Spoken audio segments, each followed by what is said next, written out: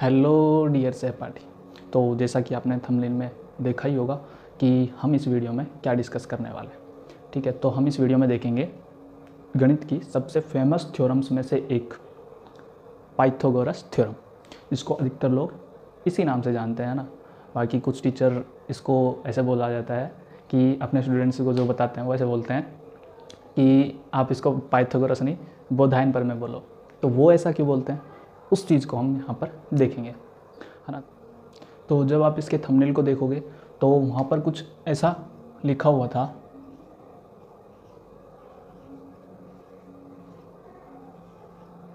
Baudhayana versus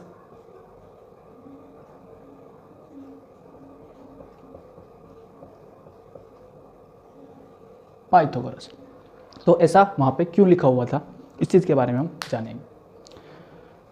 तो देखो, जब हम इस वीडियो में हम आगे जब बात करेंगे तो मैं ऐसे नहीं बोलूँगा कि पाइथागोरस थ्योरम है, क्योंकि वो तो हम प्रेजेंट नाम से इसलिए जानते हैं क्योंकि ये बहुत ज़्यादा फेमस हो चुका है बुक्स में, या सभी इसी नाम से इस थ्योरम को बोलते हैं। ठीक है, लेकिन ये थ्योरम है क्या, पहले तो वो देखते हैं हम। देखो, एक राइट एंगल ट्रायंगल होता है, राइट एंगल ट्रायंगल यानी समकोण त्रिभुज, ठीक है, जिसमें एक कोण क्या हो, 90 डिग्री का हो। ठीक है, तो इसके अंदर होता क्या है, ये जो इसकी सबसे बड़ी वाली लेंथ जो होती है इसको क्या बोलते हैं हम, हाइपोटेन्यूस, या जिसको हम के से डिनोट कर रहे हैं, यानी कि इसकी लेंथ क्या है, के है, यहाँ से लेके यहाँ तक। ठीक है, और इसके बेस को हम बोल देते हैं एल, और इसकी हाइट को बोल देते हैं इसकी हाइट को बोल देते हैं एल, और इसको बेस को बोल देते हैं ए। ठीक है, तो ये थ्योरम क्या है, तो मैं इसको पाइथागोरस थ्योरम ना बोल के मैं ऐसे बोलता हूँ राइट एंगल ट्रायंगल थ्योरम। ठीक है, तो ये राइट एंगल ट्रायंगल थ्योरम है क्या कि इसके कर्ण यानी कि हाइपोटेन्यूस के स्क्वायर किसके इक्वल होता है, इसके बेस यानी कि आधार के स्क्वायर प्लस इसकी हाइट यानी कि लंब के स्क्वायर के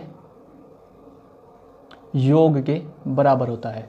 यानी कि समकोण त्रिभुज की सबसे बड़ी भुजा का वर्ग बची हुई दोनों भुजाओं के वर्गों के योग के बराबर होता है।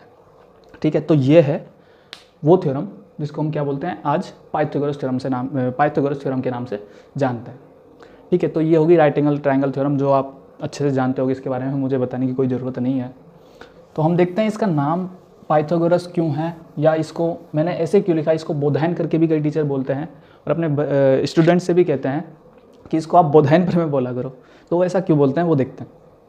देखो, उससे पहले ना आप एक चीज़ देखो,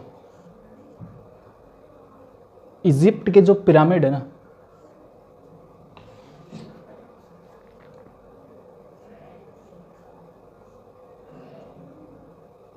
वो कुछ ऐसे बने हुए हैं पिरामिड टाइप में, है ना। तो जब उन पिरामिड को बनाया जा रहा था वो टाइम था लगभग 2500 ईसा पूर्व वर्ष, या 2500 वर्ष ईसा पूर्व, जैसा आप बोलना चाहो ना। ठीक है, तो इस टाइम पर इन पिरामिड्स को बनाया गया था। तो उस समय इसका कोई नामो निशान नहीं था इस थ्योरम का, कि हाँ ऐसे करके कुछ थ्योरम होती है राइट एंगल ट्रायंगल में जो लगती है। लेकिन आप यहाँ पर देखो, बिना राइट एंगल ट्रायंगल की थ्योरम का यूज़ किए क्या इन पिरामिड्स को बनाया जा सकता था क्या? आप कहोगे कि हाँ बना लिया तो इसका मतलब बनाया जा सकता होगा, लेकिन ऐसा नहीं है। वहाँ पे ज्योमेट्री का यूज़ किया जाता था, और ये ज्योमेट्री की सबसे बेसिक थ्योरम होती है, बेसिक थ्योरम्स में से एक है। ठीक है, तो ये करते क्या थे, एक रस्सी लेते थे और उसको 12 बराबर भागों में बांट देते थे, ऐसे करके 12 बराबर भागों में बांट देते थे। ठीक है, और उनको कुछ इस तरह से अरेंज कर देते थे, जो बड़ी भुजा थी उसको ले लेते थे 5, और इसको ले लेते 4 या 3, जो भी आप लेना चाहो, 3 इधर। ठीक है, तो आप जानोगे कि ये जो नंबर्स हैं 5, 4, 3, ये इस थ्योरम को सेटिस्फाई करते हैं, और हम जानते हैं ये ट्रिपलेट भी होते हैं राइट एंगल ट्रायंगल के लिए। ठीक है। तो वो क्या करते थे, एक रस्सी लेते थे, उसको 12 बराबर भागों में काट के नहीं, या तो कोई मार्किंग पॉइंट लगा दिया या वहाँ पे गांठ लगा दी, ठीक है। ऐसे 12 बराबर भागों में बांट दिया और इस प्रकार का कुछ ऐसे अरेंज करके थे, और उसके आधार बना के, इस संरचना को आधार बना के उसके बाद में फिर पिरामिड खड़ा करते थे। तो देखो उस टाइम पे उनको पता तो नहीं था कि इसको क्या बोलते हैं, या इसका जो जिस चीज़ का हम यूज़ कर रहे हैं उसको गणित के भाषा में क्या बोलते हैं, लेकिन वो यूज़ तो करते थे। ये आप देख सकते हो, ठीक है, किस तरीके से यूज़ करते थे। ये आपको आप जनरली अगर गूगल पे सर्च करोगे तो आपको पता चल जाएगा कि वो किस तरीके से यूज़ करते थे और उनका कैसे फॉर्मेशन करते थे। ये इस टाइम की बात है, ठीक है। फिर कुछ सालों के बाद, कुछ नहीं कई सालों के बाद,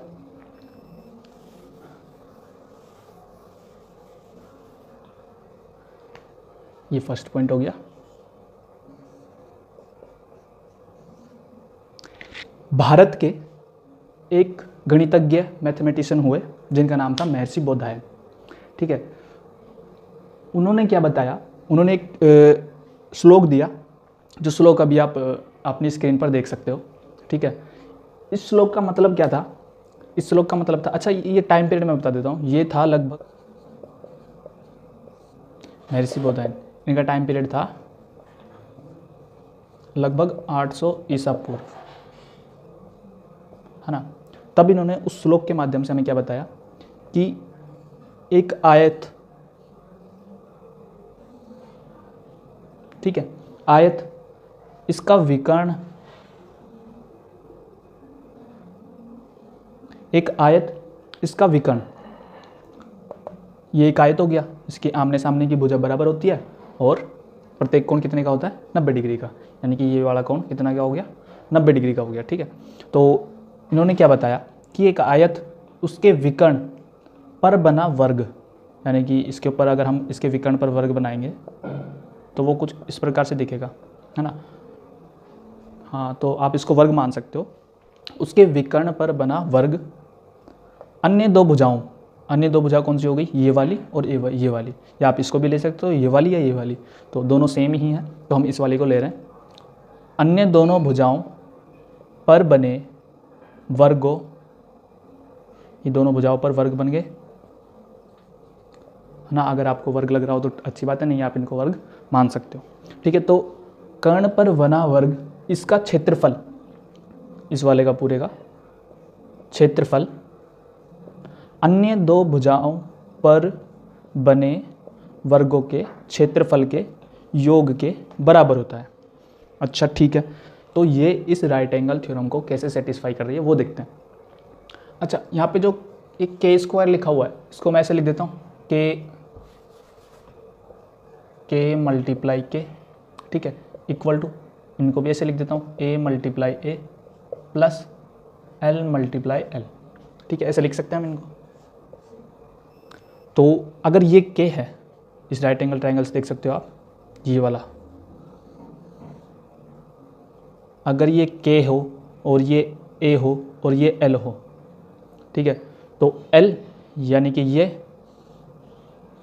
ये वर्ग है, तो ये इसकी सभी भुजाएं क्या हो जाएंगी, एल, और ये भी एक वर्ग है तो इसकी सभी भुजाएं क्या हो जाएंगी, ए, और ये भी एक वर्ग है तो इसकी सभी भुजाएं क्या हो जाएंगी, के।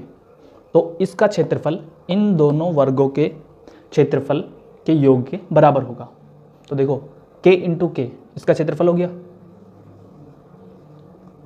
इसको मैं लिखूं, यानी कि कर्ण पर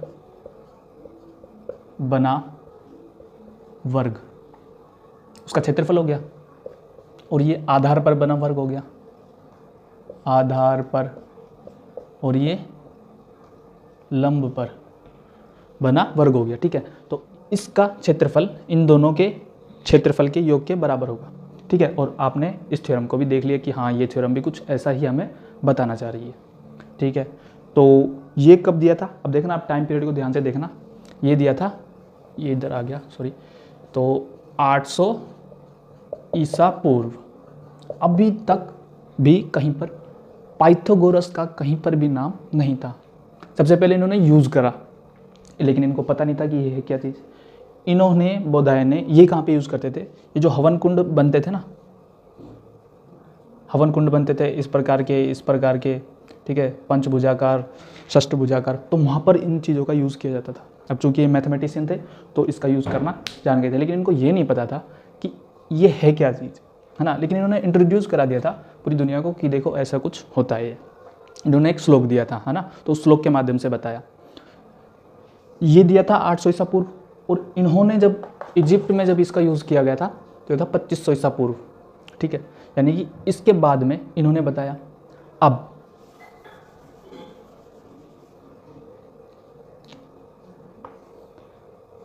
तीसरे पॉइंट में हम देखते हैं पाइथागोरस।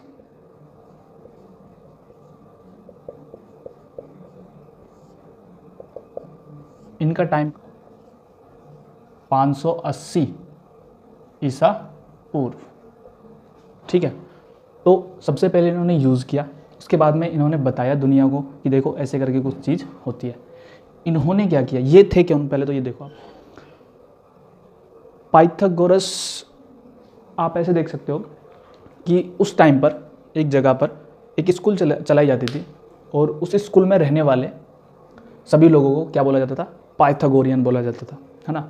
आप इसको जनरली अगर आप गूगल पे सर्च करके देखोगे तो मिल जाएगा उस स्कूल को क्या बोलते थे, कहाँ पर वो स्कूल थी।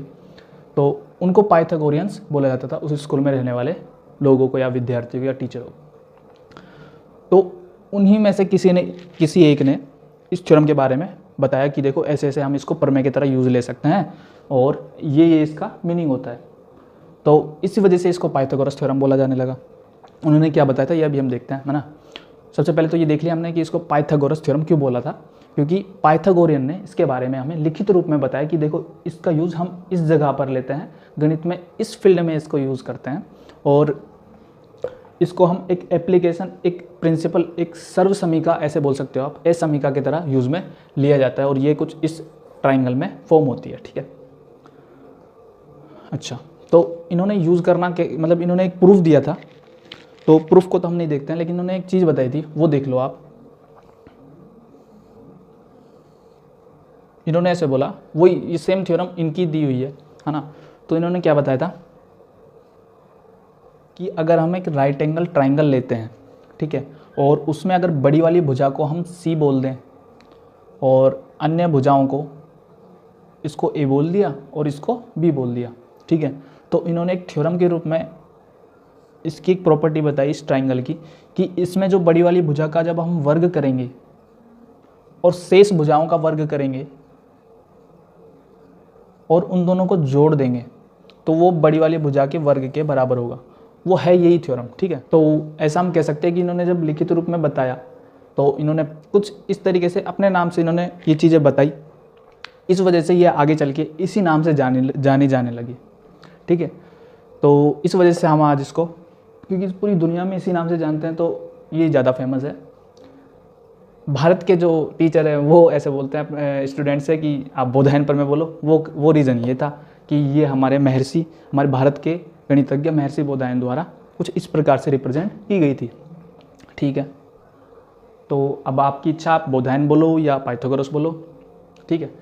अच्छा, इसके बारे में एक और चीज़ और देखो,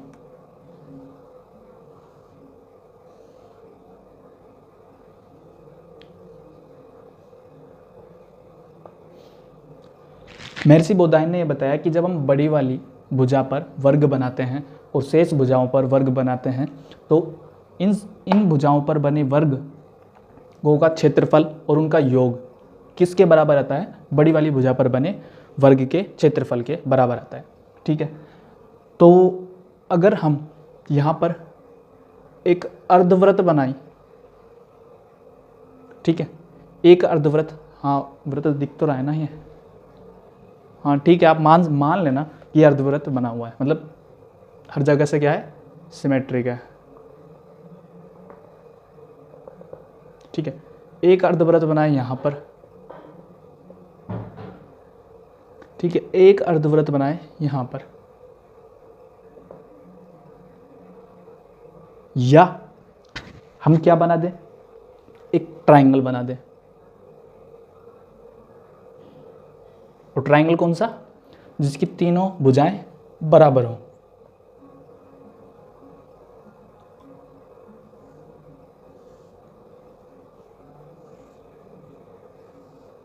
ठीक है।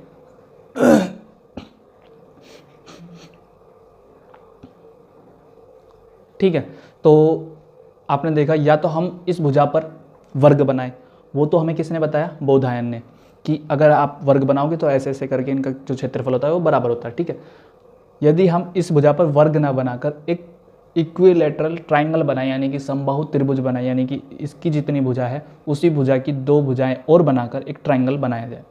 सेम प्रोसेस इसी में फॉलो किया जाए, यानी कि ये भी बराबर, ये बराबर, ये बराबर, ये भी बराबर, ये बराबर, ये बराबर। ये बन गया कर्ण पर, ये बन गया लंब पर, और ये बन गया आधार पर। और वृत्त भी हमने यहाँ पे बनाया हुआ है, अर्धवृत्त, सेमी सर्कल जिसको हम बोल सकते हैं। ठीक है, तो ये बनाना क्या सही होगा, क्योंकि वर्ग तो हमने देख लिया,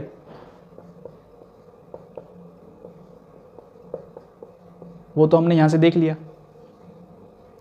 जो बोधायन ने हमें बताया था वर्ग बनाकर, तो वो यहाँ से प्रूफ हो जाता कि हाँ ठीक है, ऐसा बोल सकते हैं। क्या ये भी हम बोल सकते हैं कि इस पर बने इन पर ये जो फिगर बनाए हुए हैं इनका क्षेत्रफल भी इसके बराबर आएगा, बड़ी वाली भुजा पर बने वर्ग के, इनका योग करने पर। तो देखो, सबसे पहले आप देखो वृत्त का। ठीक है, तो वृत्त का अगर कोई वृत्त है और उसकी रेडियस क्या है, r है, तो इसका क्षेत्रफल क्या होता है, पाई आर स्क्वायर। और ये पाई आर स्क्वायर कैसे होता है वो हमने एक वीडियो में डिस्कस किया था, आप चाहो तो देख सकते हो जाकर। ठीक है, तो ये क्या होता है, पाई आर स्क्वायर इसका एरिया। अच्छा, तो अगर मैं इस वाले वृत्त की जो रेडियस है उसको मैं बोल दूँ k/2, क्योंकि पूरी लेंथ क्या है k, और इसको 2 बराबर भागों में बांटेंगे तो k/2 इसको बोल दूँ a/2 और इसको बोल दूँ l/2। ठीक है, ये पूरी लेंथ l, 2 बराबर भागों में बांटी तो l/2, ये सेम ये है। तो अब अगर मैं इसका अर्धवृत्त का, ये तो पूरे वृत्त का हो गया, अगर अर्धवृत्त का बनाना हो क्षेत्रफल तो वो कितना हो जाएगा, इसको 2 से डिवाइड करा देंगे। ठीक है, अच्छा, तो अगर मैं इस वाले वृत्त का क्षेत्रफल बनाऊं, इसको फॉलो करता हूँ मैं यहाँ पे लिखता हूँ। ठीक है, अगर इस वाले वृत्त का क्षेत्रफल मैं बनाता हूँ तो क्या होगा, k/2 पाई k/2 का square, pi r square, r क्या है k/2। ठीक है, मैं इस सरसमीका को फॉलो करते हुए यहाँ पे लिख रहा हूँ, है ना, क्यों मैं चाह रहा हूँ कि ये इसके इक्वल आए। अगर ये इसके इक्वल आ गए तो क्या हो जाएगा कि हाँ ये वृत्त के लिए भी सही हो जाएगी, जैसे आयत के लिए सही हुई थी, सॉरी वर्ग के लिए सही हुई थी। ठीक है, तो ये k/2 स्क्वायर हो गया। अब इन दोनों के लिए लिखूँ, सबसे पहले इसके लिए लिख देता हूँ, तो पाई a/2 का स्क्वायर, और इसके लिए लिखता हूँ प्लस पाई l/2 का स्क्वायर। ठीक है, पाई देखो सब में कॉमन है, तो पाई को मैं कैंसिल कर सकता हूँ। इधर लिखता हूँ मैं k²/4, इधर लिखता हूँ a²/4 प्लस l²/4। नीचे इन दोनों में 4 कॉमन आ रहा है, इधर 4 है तो ये भी कैंसिल हो सकता है। तो लास्ट क्या बचता है, k² बराबर a² प्लस l², और ये चीज़ है। ठीक है, तो आप देख सकते हो कि वर्ग के लिए भी ये सिद्ध हुआ और अर्धवृत्त के लिए भी ये सिद्ध हुआ। तो इसके लिए भी ये क्या सिद्ध होगा या नहीं होगा वो आप ट्राई कर सकते हो। इसके एरिया को और इसके एरिया को आप इस फॉर्मेट के अंदर रख कर देख सकते हो, यानी कि इसका एरिया निकालो और इस साइड में रख दो, इन दोनों का एरिया किसका, त्रिभुज का, ये जो इक्विलैटरल ट्रायंगल बनाया हुआ है ना इसका, इन दोनों का एरिया निकालो, आप इधर और इधर रखकर उनको जोड़ सकते हो, तो वो भी आप देखोगे तो इसी फॉर्मेट के बराबर आएगा।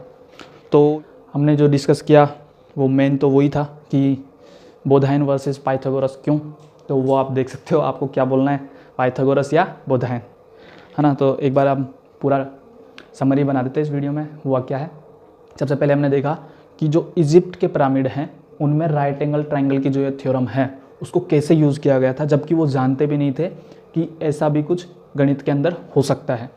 ठीक है, लेकिन हाँ यूज़ उन्होंने किया। जैसे इंसान जब धरती पे आदिवासियों की तरह रहता था तो उसको ये नहीं पता था कि पत्थर से पत्थर भिड़ाने से आग बनाई जा सकती है या आग जलाई जा सकती है। ठीक है, लेकिन उसने यूज़ करना सीखा, यूज़ करना भी आ गया और वो उसको अच्छी तरह से यूज़ करने भी लग गया, लेकिन उसको ये नहीं पता था कि इसको हम आग बोलते हैं, ठीक है। तो उसी तरह से वो यूज़ भी करते थे और उसको अच्छी जो आर्किटेक्चर में कन्वर्ट भी कर देते थे, लेकिन उनको ये नहीं पता था कि इसको राइट एंगल ट्रायंगल को हम इस तरीके से एक थ्योरम में कन्वर्ट कर सकते हैं। ये जो राइट एंगल ट्रायंगल की थ्योरम है, इसके बारे में आगे चल के दूसरे नंबर पे क्या देखा हमने कि महर्षि बोधायन जो भारत के गणितज्ञ थे, कब 800 ईसा पूर्व, उन्होंने इस थ्योरम के बारे में क्या बताया था।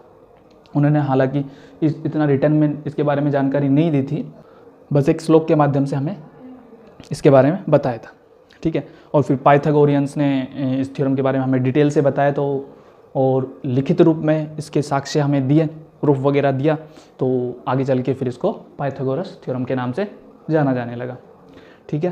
तो मुझे उम्मीद है कि जो एक्सप्लेनेशन मैंने इसके बारे में दी वो आपको समझ में आई होगी। तब तक पढ़ते रहें, पढ़ाते रहें, सीखते रहें और सिखाते रहें।